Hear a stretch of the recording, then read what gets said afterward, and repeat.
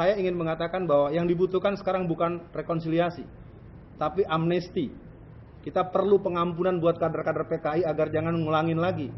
Kalau masih bicara rekonsiliasi, masih nggak tahu malu dia. Kalau kita mau bicara secara analisis pemberontakan, mereka ini pemberontak. Menghadapi pemberontak dengan rekonsiliasi itu orang nggak ngerti cara ngurus negara. Masa orang rekonsiliasi dengan pemberontak?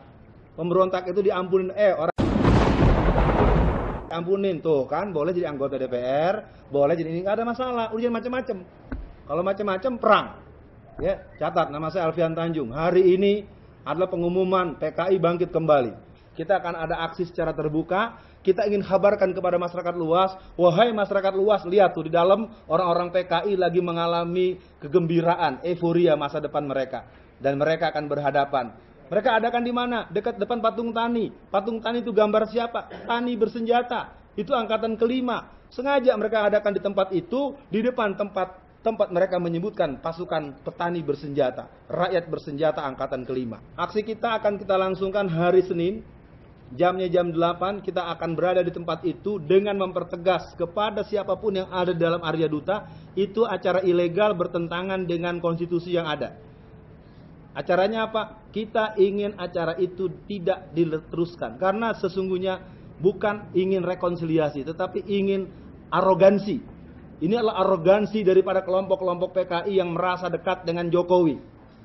Ya, karena bagaimanapun semua orang tahu kemarin jam 15.00 Agus Idjoyo dilantik jadi ketua Lemhanas, gubernur Lemhanas. Ini permainan sistematik. Ketika mereka melakukan YPKP, bergerak ke puncak, tidak sanggup mereka balik ke Jakarta, mengadakan acara di kantor LBH, markas PKI yang di Jakarta, dan mereka katakan, hadapi dulu kami nanti. Siapa yang akan ada di sana? Brigade Pelajar Islam Indonesia, Kokam, Angkatan Muda Pemuda Muhammadiyah, teman-teman HMI. Jadi hari ini kantor ini jadi saksi sejarah bahwa coba-coba bangkitkan kembali PKI, kami akan kembali bangkit dan kami juga punya generasi muda.